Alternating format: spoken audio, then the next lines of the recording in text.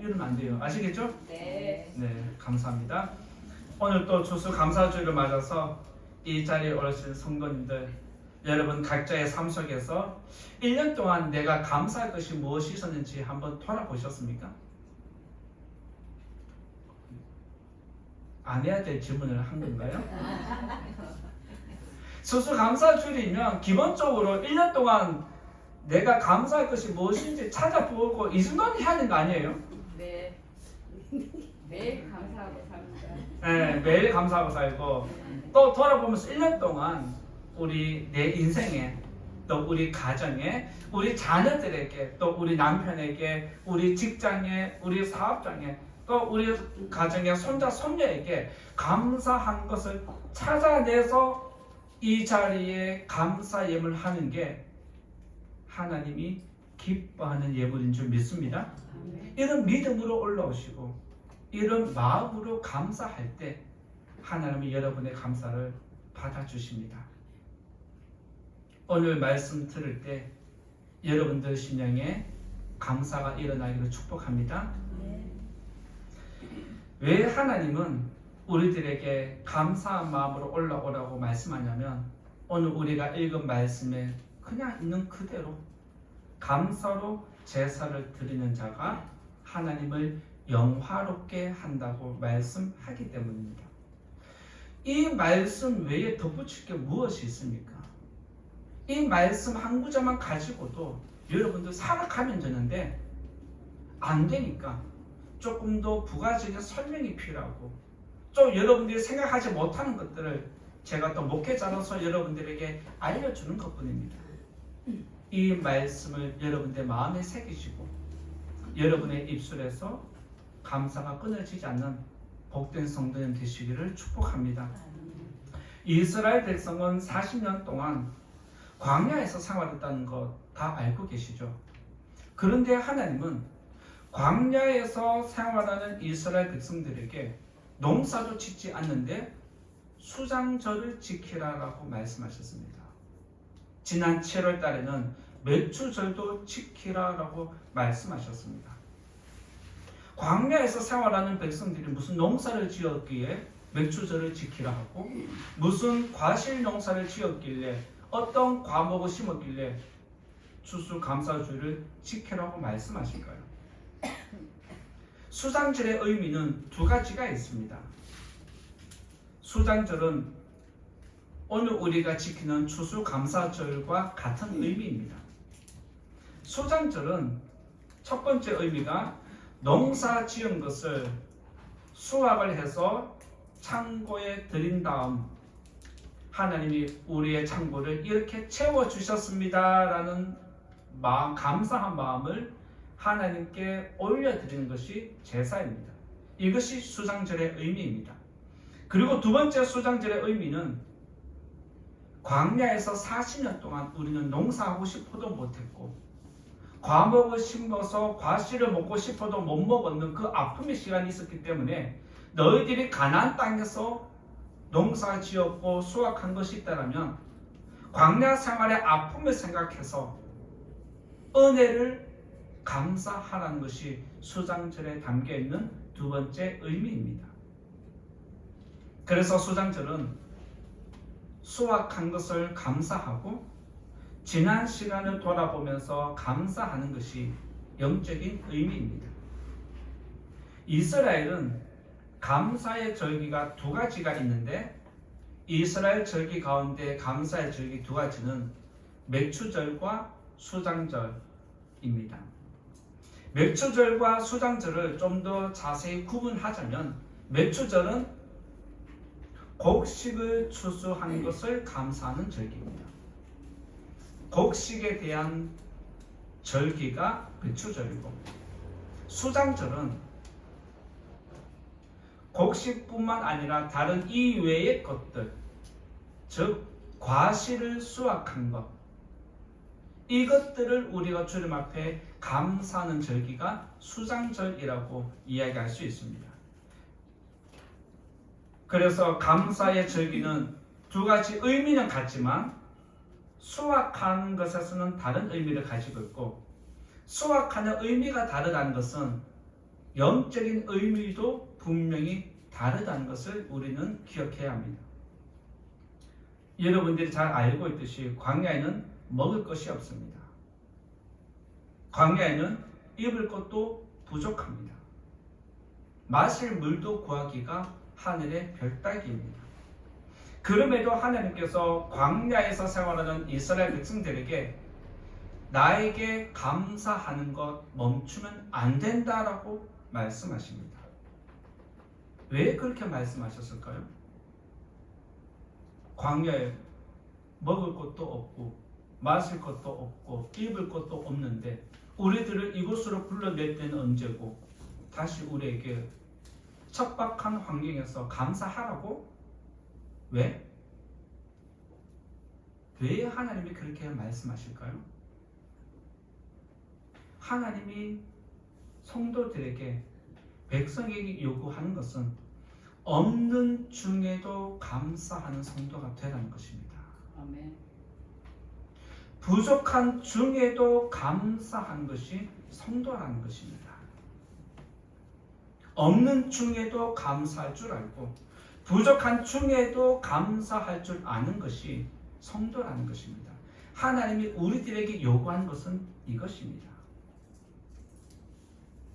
하나님께서 광야에 머물러 있는 백성들에게 절기를 지키라는 것은 없는 중에도 감사하라는 것, 부족한 중에도 감사하라는 것인데 왜 그러냐면 은혜를 헛되이 받지 말라는 것입니다. 은혜를 잊어버리지 말고 은혜를 기억하기를 바라시는 것입니다. 따라서 은혜를 아는 사람은 내게 있어서 감사하는 게 아니라 없는 중에도 감사하고 부족한 중에도 감사하고 감사할 환경이 아님에도 불구하고 감사할 것을 찾아서 은혜를 어떻게든지 캐내어서 감사하는 것이 하나님이 기뻐하는 성도입니다. 이 일을 위해서 감사절을 우리가 지키는 이유입니다. 은혜를 아는 사람은 하나님께 감사를 표현합니다. 그리고 감사를 표현한다는 것은 내가 아직 하나님 은혜를 잊지 않았다는 것을 나타내는 것과 같습니다. 그래서 은혜가 실물이라면 감사는 그림자와 같습니다. 은혜는 실물이라면 감사는 뭐다? 그림자와 같습니다. 그래서 은혜가 있는 곳에 감사가 따라다니고 감사가 있는 곳에는 은혜가 흘러가는 법입니다. 그래서 이 두 가지는 분리될 수 없고 하나입니다. 하나님은 은혜를 아는 겸손한 백성이 되기를 원하십니다.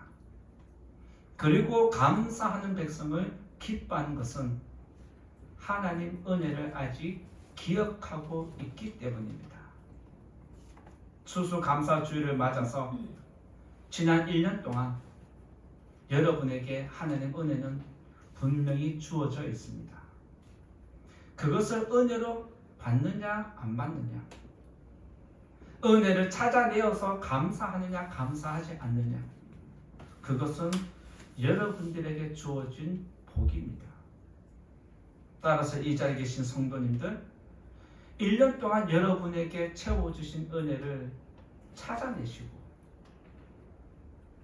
그것을 감사하는 성도님 되시기 바라고, 혹여 아직까지 감사의 기쁨과 은혜의 즐거움이 여러분에게 아직 채워지지 않았다 하면 이번 한 주간뿐만 아니라 올 한 해가 마무리될 때까지 은혜를 찾아내시고 그것을 감사하는 귀한 영혼 되시기를 바라면서 오늘 또 말씀을 나누고자 합니다. 첫 번째로 감사는 믿음이다라고 말씀드리고자 합니다. 감사는 무엇인가? 첫 번째로 감사는 믿음이다라고 말씀드릴 수 있습니다. 23절 같이 또 한번 읽어볼까요? 23절 같이 읽어봅니다. 시작. 감사로 제사를 드리는 자가 나를 영화롭게 하나니 그의 행위를 옳게 하는 자에게 내가 하나님의 구원을 보이리라. 여기서 감사로 제사를 드리는 자는 피조물이 하나님을 하나님으로 인정해 주는 것입니다. 신 중의 신이, 최고의 신이 하나님이라는 것을 인정하는 것입니다. 그래서 이것은 하나님을 예배하는 성도를 이야기합니다. 하나님을 하나님으로 인정해 주는 사람은 성도 외에는 없습니다. 믿음은 예배를 통해 나타나고, 예배는 오직 하나님만을 높이는 시간입니다. 그래서 예배는 하나님께 감사만 올려드릴 뿐입니다. 혹시 예배 시간에 불평불만이 넘치는 설교 들어보셨습니까?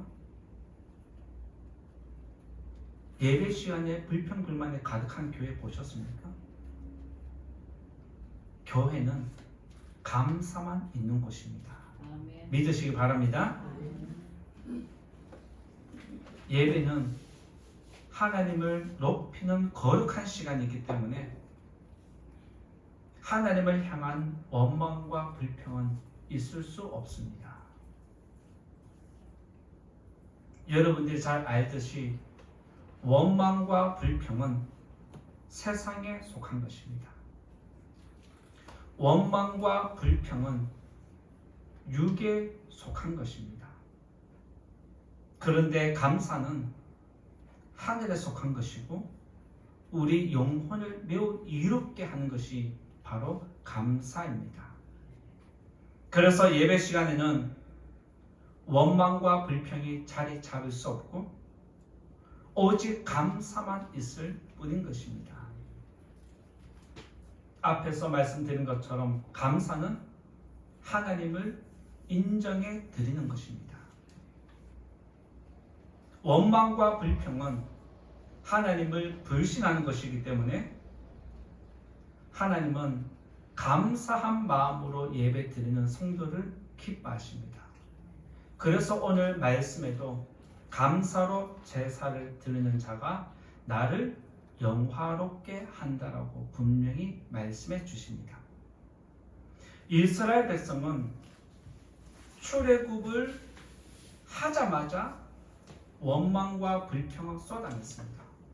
그동안 노예 생활하면서 우리를 구원해 달라고 그렇게 노래하고 기도하고 눈물 흘렸더니, 이제 그들의 요구대로 구원을 해줬더니 그들의 입에서 나오는 게 뭐냐? 원망과 불평뿐이었습니다. 출애굽해서 멋지게 출발했는데 홍해에 막히니까 원망이 일어나고, 물이 없어서 불평하고, 먹을 것이 없다고 아우성이고, 물이 있어도 마실 수 없는 물을 줬다고 하나님께 원망과 불평, 모든 악을 쏟아내었습니다. 그때 하나님이 진노해서 번개로 다 죽여버렸습니까? 그런 적 없습니다. 원망과 불평을 함에도 불구하고 하나님은 홍해를 건너도록 길을 열어주셨고, 물이 없다고 원망할 때 물을 내어주셨고, 먹을 것이 없다고 아우성일 때 먹을 것을 내려주셨고, 마실 수 없는 물을 줬다고 원망할 때 마실 수 있도록 그 물도 고쳐서 백성들의 갈증을 해결해 주셨습니다. 백성의 원망과 불평에도 불구하고 그들의 요구를 다 들어주신 하나님이 어느 순간에 너무 화가 나서 진노한 때가 있었습니다. 그때가 언제냐면, 이스라엘 백성들이 금송아지를 만들고 금송아지가 하나님이다 라고 하면서 제사 드릴 때 하나님이 크게 진노하셨습니다. 왜 하나님이 원망과 불평을 감내하시고 도와주셨다가 금송아지를 섬길 때 화를 그렇게 내셨느냐? 하나님의 존재를 거부한 것이기 때문에 그렇습니다. 내가 지금까지 너희들을 안아주고 이끌어주고 채워주고 너희들의 모든 뒷살거지를 그렇게 했는데 아버지의 사랑으로 어머니의 사랑으로 너희들을 그렇게 양육해 주었는데 너희들에게 내게 한다는 것이 은혜를 갚는다는 것이 고작 나를 버리는 것이냐. 여기에 하나님이 화가 나셨습니다. 이들이 금송아지를 섬긴 것은 하나님의 은혜를 짓밟은 악한 행동이었습니다. 그리고 하나님은 또 한 번 화를 크게 낸 적이 있는데 가나안 땅을 정탐하고 12명이 돌아왔을 때 나쁜 말로 보고를 했습니다. 나쁜 보고를 들은 이스라엘 백성들이 원망이 얼마나 악한지 하늘에 닿았고 하나님은 크게 화를 내서 참다가 폭발을 해버렸습니다. 그 말씀이 어디에 있냐면 민수기 14장 11절에 보면 하나님이 이렇게 또 말씀하십니다. 민수기 14장 11절에 보면 여호와께서 모세에게 이르시되 이 백성이 어느 때까지 나를 멸시하겠느냐. 그러면서 덧붙이는 말씀이 내가 그들 중에 많은 이적을 행하였으나 어느 때까지 나를 믿지 않겠느냐라고 한탄에 한탄을 하셨습니다. 우리는 민수기 14장 11절에서 하나님 아버지의 마음이 얼마나 괴로운지 그 마음이 얼마나 속이 상한 건지 얼마나 아픈지 직접 볼 수 있습니다. 하나님은 아버지의 마음으로 자녀들을 품고 양육했지만 백성들은 끝까지 하나님의 능력을 인정하지 않았고 오히려 하나님을 외면했기 때문에 하나님은 크게 화를 내셨습니다. 하나님의 진노는 우상을 섬기는 자에게 진노를 내렸고 정탐한 그 땅을 악평한 사람들에게 저주를 내리셨습니다. 따라서 저와 여러분들이 하나님의 진노를 피하고 하나님의 은혜를 경험하려면 하나님을 인정해 줘야 합니다. 믿으시기 바랍니다. 오늘 이 자리에 여러분이 나와서 추수감사주를 헌금을 드리고 예배를 드리는 것은 하나님을 하나님으로 인정해 주는 최고의 시간인 줄 믿으시기 바랍니다. 그래서 하나님을 섬기는 백성들에게는 하나님의 은혜가 항상 머물러 있는 법입니다. 믿음이 없는 사람은 이스라엘 백성들처럼 하나님께서 오라고 해서 갔더니 이것도 없고 저것도 없고 아무것도 없다고 불평을 찾아서 늘어놓습니다. 여러분 주변에도 하나님을 믿는 사람이 불평이 많은지 하나님을 안 믿는 사람이 불평이 많은지 한번 들어보십시오. 원망과 불평은 믿음의 사람에게서 잘 나오지 않습니다. 만약 믿음의 사람에게 원망과 불평이 계속해서 나온다면 그 사람의 믿음이 있는지 믿음이 있어도 너무 약하다는 거지 우리가 알 수 있습니다. 또한 여러분의 삶을 여러분의 마음을 돌아보십시오. 여러분의 삶 속에서 여러분의 마음에서 원망과 불평이 계속해서 나온다면 내 믿음을 의심해야 합니다.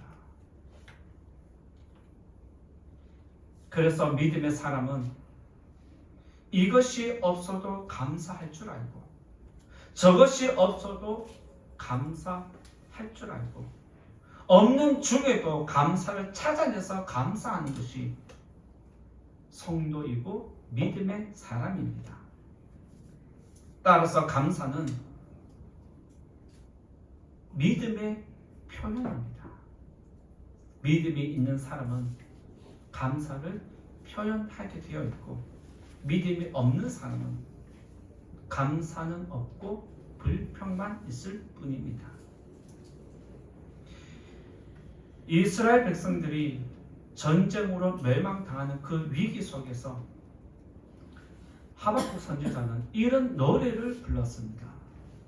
우리가 잘 아는 복음송 중에 무화과 나무에 무화과가 무성하지 못하고 포도나무에 열매가 없고 감람나무에 소출이 없고 밭에 먹을 것이 없어도 우리의 양이 없어도 외양간에 소가 없어도 나는 여호와로 말미암아 즐거워하고 나의 구원의 하나님으로 말미암아 하나님을 기뻐한다라는 찬양을 불렀습니다. 이것이 믿음의 사람입니다.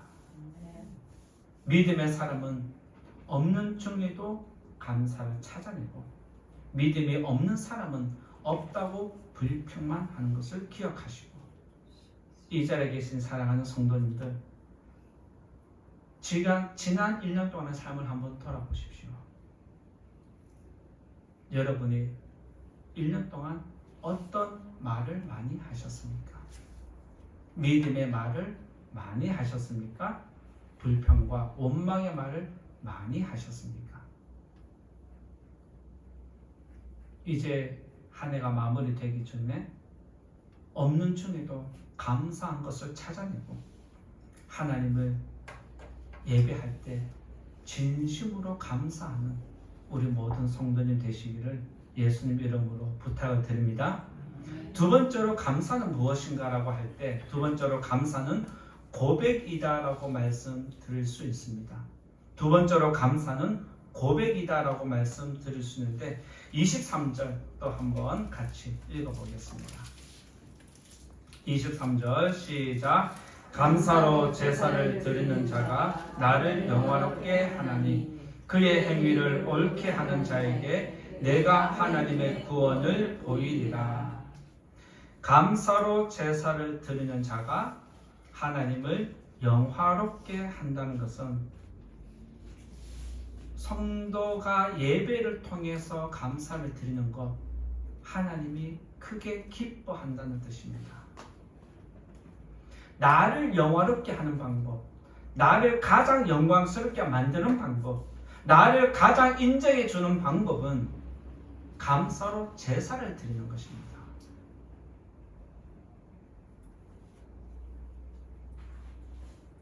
은혜가 있는 곳에 감사가 넘치고 감사가 풍성한 곳에는 반드시 하나님의 영광이 나타납니다. 감사가 있고 은혜가 있는 곳에 하나님의 영광이 나타나는 것은 결국에는 여러분의 입을 통해서 하나님의 영광을 받는다는 것입니다. 여러분의 입을 통해서 영광을 못 받을 수도 있다는 뜻입니다.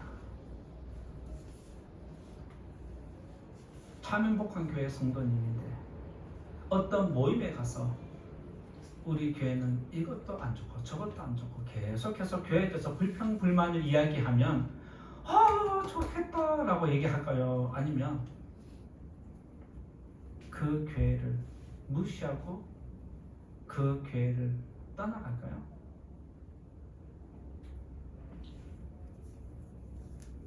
여러분의 입을 통해서 교회가 세워지기도 하고 하나님이 영광을 받기도 하십니다. 여러분이 어떤 말을 하느냐에 따라서 교회가 흔들리고 무너질 수도 있고 하나님의 영광을 가릴 수도 있습니다. 은혜는 여러분의 입을 통해서 나오게 되어 있습니다. 그래서 여러분의 입을 통해서 은혜가 나오면 은혜가 또 나옵니다. 그리고 여러분의 입을 통해서 은혜가 흘러가면 나도 모르는 사이에 은혜가 돌고 돌아서 여러분에게 들어오게 되어 있습니다. 믿으시기 바랍니다. 이것이 하나님이 우리에게 주는 영적인 축복입니다. 은혜를 나누면 은혜가 돌아오고, 감사를 나누면 감사가 돌아오고, 원망을 뿌리면 원망이 돌아오고, 불평을 뿌리면 불만이 여러분에게 돌아오게 되어 있습니다. 그래서 은혜를 나누는 성도님들은 여러분에게 은혜가 따르게 되어 있습니다. 여러분이 1년 동안 은혜를 뿌리고 감사를 뿌렸다라면 여러분에게는 은혜와 감사가 따라오게 되어 있습니다. 여러분이 1년 동안 원망과 불평을 뿌렸다라면 여러분에게 돌아오는 것은 원망과 불평밖에 없습니다. 이 사실을 꼭 기억하시고 이제부터 여러분의 입을 통해 은혜가 나오고 감사가 나오는 귀한 입술 되시기를 우리 주의 이름으로 축복을 드립니다. 아멘. 은혜는 누구에게서 나오냐? 은혜를 아는 사람에게 나옵니다. 감사는 누가 하느냐? 감사를 아는 사람이 하는 것입니다. 은혜를 모르는 사람은 원망과 불평이 나오게 되어 있습니다. 오늘 이 자리에 나와서 감사한 마음으로 예배 드리는 사람은 은혜를 아는 사람입니다. 오늘 이 자리에 은혜 받으러 나왔지만 아직 여러분의 마음이 닫혀 있고 원망과 불평이 차 있다라면 은혜는 여러분들에게 들어가지 않습니다. 아직도 감사주일을 맞았는데 내가 1년 동안 감사한 것이 있었나? 의구심이 일어나고 감사한 것을 찾지 못한다면 죄송하게도 아직 은혜를 깨닫지 못한 것입니다. 부모의 수고와 은혜를 아는 자녀는 부모님께 감사한 마음을 표현합니다. 그런데 부모의 수고와 은혜를 모르는 자녀는 감사하다고 표현을 하지 않습니다. 그러면 부모 입장에서는 감사를 표현하는 자녀가 좋을까요? 감사를 표현하지 않는 자녀가 좋을까요? 마땅히 감사를 표현하는 자녀를 우리는 좋아합니다. 왜냐하면 나를 인정해 주기 때문에 그렇습니다. 나의 수고를 인정해 주는 것이기 때문에 내가 자녀를 더 감사하게 되어 있습니다. 그래서 감사는 서로 주고받게 되어 있습니다. 부모가 자녀에게 무엇인가 베풀었을 때 자녀는 부모에게 감사합니다 말을 하면 부모는 나를 인정해주고 나의 수고를 알아주니까 그것이 또 감사해서 자녀에게 또 감사를 표현하는 것입니다.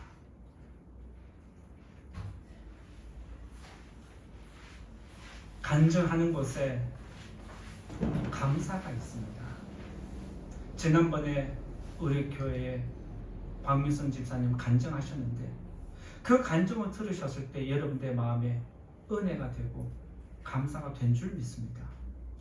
그래서 간증이 있는 곳에는 감사가 있습니다. 왜냐하면 하나님 은혜가 드러나기 때문에 그렇습니다. 그래서 은혜가 흐르는 곳에는 감사가 이야기되는 곳에는 원망과 불평이 사라지게 되어 있습니다. 이처럼 은혜와 감사는 원망과 불평이라는 어둠을 물리칠 수 있습니다. 이것이 감사와 은혜가 가지고 있는 거룩한 능력입니다. 은혜와 감사가 있는 곳에는 생명의 빛이 나타나고 어둠을 제거하는 것입니다. 만약 여러분들이 1년 동안 은혜를 이야기하고 감사를 이야기했다면 여러분의 영혼은 지금 밝게 빛나게 되어 있습니다. 만약 여러분들의 영혼이 아직도 어둡고 무겁다면 여러분은 1년 동안 어떤 단어를 많이 썼는지 돌아보시면 됩니다. 원망과 불평을 많이 이야기하면 우리 영혼은 어두워지게 되고 병들게 되어 있습니다. 그리고 거룩한 능력을 상실하게 되고 결국에는 말씀을 들어도 아무런 반응이 없는 것이 바로 원망과 불평으로 병들었다는 증거입니다. 이 자리에 계신 성도님들, 은혜와 감사는 빛입니다.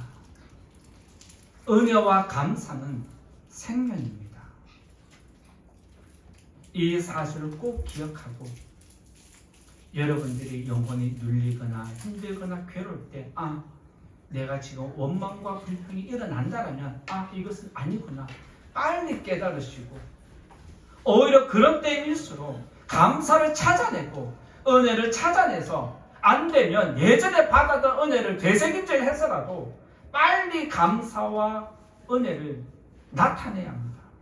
그렇게 될 때 여러분의 영혼을 지킬 수 있고 여러분의 영혼이 어두워지지 않습니다. 오늘 추수감사주일을 맞이해서 여러분의 영혼이 빛이 나는지 어둠에 잠겨 있는지 돌아보고 내가 지금까지 어떠한 삶을 살아온 것이 이것 때문이구나 라고 깨달으시고 다시 한번 은혜를 고백하고 은혜를 나누는 성도님 되시기를 바랍니다. 그리고 은혜가 있다라면 그곳을 찾아가야 합니다. 감사가 있는 곳에 찾아가야 합니다. 그래서 성도님들은 은혜가 있는 곳에 모이게 되어 있고 감사하는 곳에 모이게 되어 있습니다. 이 사실을 꼭 기억하고 여러분의 입술을 통해서 하나님의 은혜와 감사가 고백되고 간증하는 복된 성도님 다 되시기를 예수님 이름으로 부탁을 드립니다. 세 번째로 말씀드릴 것은 감사는 무엇인가? 구원이다라고 말씀드리고자 합니다. 세 번째로 감사는 구원이다라고 말씀드립니다. 마지막으로 23절 또 한번 같이 읽어볼까요? 시작. 감사로 제사를 드리는 자가 나를 영화롭게 하나니 그의 행위를 옳게 하는 자에게 내가 하나님의 구원을 보이리라. 믿습니까? 그의 행위를 옳게 한다는 것은 무엇을 이야기할까요? 하나님의 구원은 나타나는데 누구에게 나타나느냐? 그의 행위를 옳게 하는 자에게 구원이 나타납니다. 무슨 말인가요? 앞에서 말씀드렸던 감사로 제사를 드리는 자가 그의 행위를 옳게 할 때인데 이 말은 하나님을 예배하는 교회 생활과 우리의 일상생활의 삶이 똑같을 때입니다. 믿음 생활과 우리의 일상생활이 동일하게 거룩할 때 하나님 보시기에 모두가 합당할 때 하나님의 구원을 나타내겠다는 약속입니다. 이것은 곧 언행일치를 이야기합니다. 성도가 교회에서는 굉장히 좋아 보이고 굉장히 괜찮은 사람으로 보이는데 밖에 나가서 저 사람 성도님들의 품평을 들어보면 뒤에서 들리는 이야기가 진실일 가능성이 높습니다. 하나님은 교회에서 생활이나 일상생활의 삶이나 똑같이 거룩하기를 원하십니다. 믿으시기 바랍니다. 언행일치는 그 사람을 믿는 척도입니다. 여러분들이 저를 믿고 따라옵니까? 저와 여러분들이 믿고 따라가고 섬기는 관계라면 제가 여러분들에게 믿을 근거를 무엇을 드렸습니까? 여러분들은 저를 무엇을 믿고 따라오고 계십니까? 언행일치가 가장 기본이라는 것입니다. 목회자가 말씀대로 사는지 설교한 대로 사는지 어떤 노력을 하는지 그것이 내게 믿음으로 받아들여질 때에 아, 저분은 목회자로 인정할 만하다. 그때 비로소 따라가는 것이 바로 목사와 성도의 관계입니다. 따라서 언행일치는 제가 여러분들에게 인정받느냐 인정받지 못하느냐입니다. 마찬가지로 여러분들이 일상생활 속에서 어떠한 삶을 사는지 여러분의 언행일치가 성도로서 거룩한지 거룩하지 않은지 다른 세상 사람들이 보고 판단을 하고 있습니다. 그래서 내가 저 사람을 보고 믿을만 하면 교회를 따라갈 수 있는 것입니다. 저 사람의 언행일치가 거룩한 삶이 우리에게 동일하게 지속될 때 아, 저 사람 믿음 진짜구나. 나도 저렇게 살아야 되겠구나라고 도전을 일으키게 되어 있습니다. 그래서 언행일치는 신뢰의 척도입니다. 여러분들의 주변 사람들에게 인정을 받느냐 인정을 못 받느냐 그것은 여러분의 언행일치를 보시면 됩니다.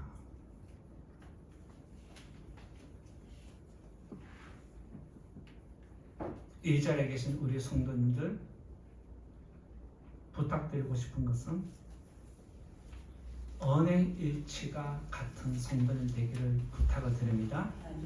또한 그렇게 하기 위해서 한 번 더 노력하는 성도님 되시기를 부탁을 드립니다. 왜냐하면 언행일치의 삶이 하나님의 구원을 받는 방법이고 길이기 때문입니다. 언행일치는 사람들에게 보이기 위함이 아니라 먼저 하나님 앞에 보이기 위함이고 바로 서기 위함입니다.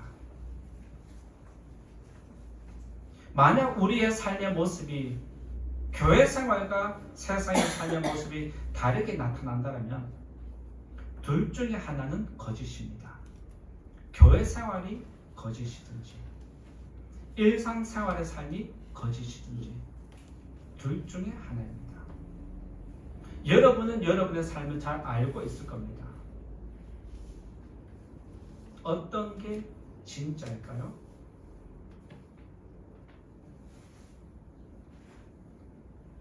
하나님이 기뻐하고 구원을 베풀어 주는 성도는 하나님을 기쁘시게 하는 자입니다. 나를 영화롭게 하는 자, 예배 드리는 거룩한 모습이 일상생활 속에서 거룩한 모습 그대로 나타날 때 하나님의 구원은 나타납니다. 그리고 하나님은 감사하는 성도를 통해 영광을 받으실 뿐 아니라 오늘 말씀에서 알려주는 대로 구원을 보이겠다라고 또 알려주십니다. 지금까지도 구원을 베풀어 주셨지만 앞으로도 구원이 끊어지지 않을 것을 약속해 주는 미래의 약속입니다. 그래서 하나님 은혜는 감사로 나타나고 감사는 또 다른 구원을 이끌어내는 능력이 있습니다. 그래서 감사는 구원을 인도하는 열쇠입니다.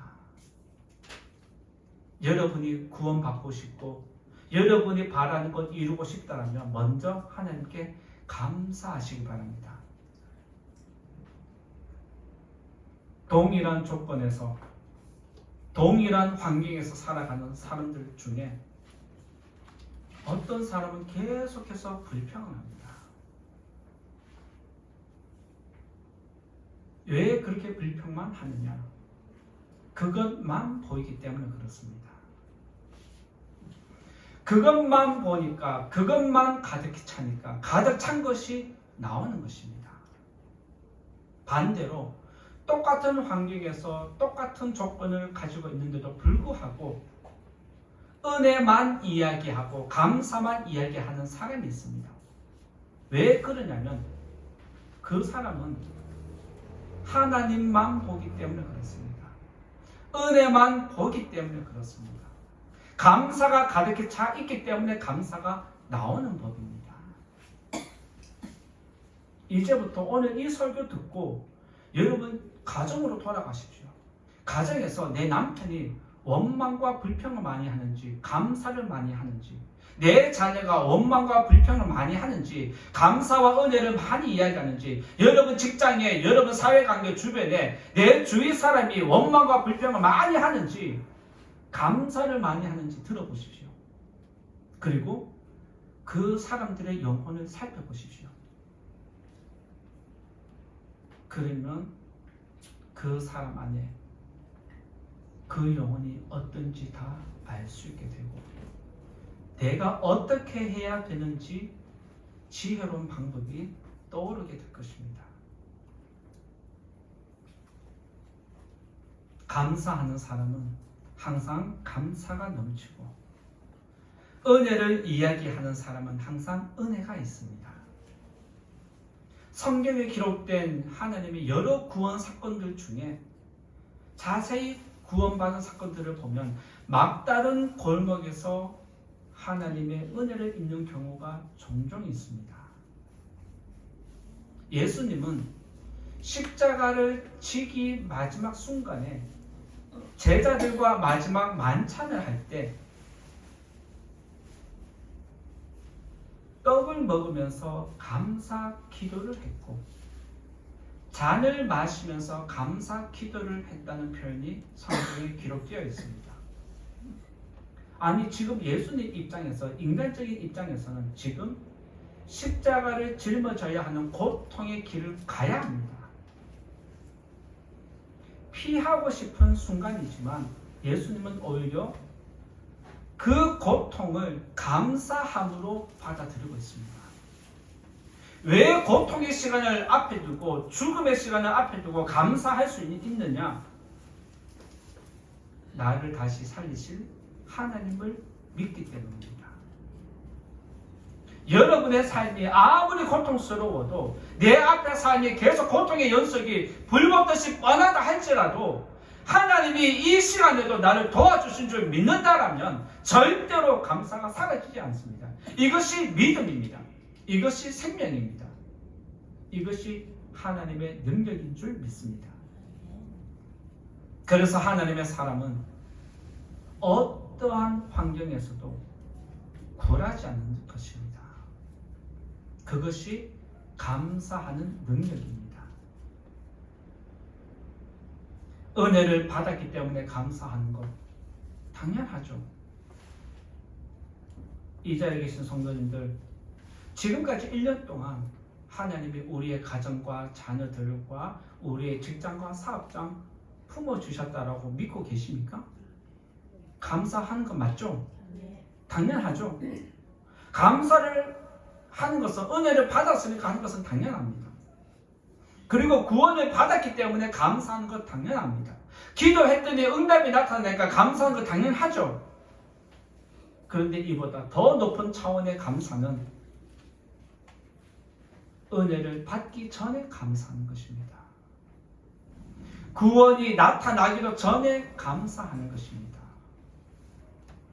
예수님처럼 고통을 앞두고 있음에도 불구하고 감사하는 것이 진정한 감사입니다. 그래서 감사하는 삶은 하나님 아버지의 마음을 움직이게 되어 있습니다. 저도 제 자녀가 용돈을 줄 때나 무엇을 해줄 때 감사하다 그러면 나도 모르게 하나님을 더 주고 싶어져요. 인간도 이러한 마음인데 우리 하나님 아버지는 여러분이 감사하다고 고백할 때 얼마나 많은 것을 더 주고 싶어 하시겠습니까? 믿으시기 바랍니다. 아멘. 오늘 감사 주일을 맞아서 하나님 은혜에 감사하는 성도님들 되시고, 여러분의 가정에, 여러분의 직장과 사업장에 감사가 끊어지지 않기를 우리 예수님 이름으로 축원드립니다. 이제 결론의 말씀 드리고자 합니다. 감사는 하나님을 예배하는 믿음이고, 감사는 은혜를 나누는 것이고, 감사는 또 다른 구원을 일으킨다는 것입니다. 한 해를 마감하는 때가 이제 얼마 남지 않았습니다. 달력은 2장이 남아 있습니다. 곧 한 장을 찢을 때가 올 것입니다. 올 한 해가 다 가기 전에, 더 늦어지기 전에 지난 10개월 동안 우리에게 주신 은혜가 무엇인지 찾아내시고 그것을 감사할 뿐만 아니라 예전에 받았던 구원의 은혜를 다시 일으키는 우리 성도님 되시기를 예수님 이름으로 부탁을 드립니다. 그리고 오늘부터 돌아가는 이 시간부터 여러분의 입에서 원망과 불평이 사라지기를 예수님 이름으로 축원드립니다. 그리고 오늘부터 여러분의 입을 통해서 은혜가 나오고 구원의 노래가 흘러나오는 복된 심령 입술 되시기를 예수님 이름으로 축원드립니다. 함께 같이 기도하면 좋겠습니다. 추수감사주일을 맞이해서 1년 동안 하나님의 은혜가 우리에게 있었는데 아직 그것을 깨닫지 못하고 찾지 못했다라면 하나님 이 시간 깨닫게 해달라고 기도하시고 또 1년 동안 여러분의 입을 통해서 원망과 불평이 많았다라면 내 영혼이 병들었다는 것입니다. 스스로 여러분의 영혼을 여러분이 아프게 몰아간 것입니다. 이제부터 원망과 불평이 사라지는 심령이 되게 해달라고 기도하십니다.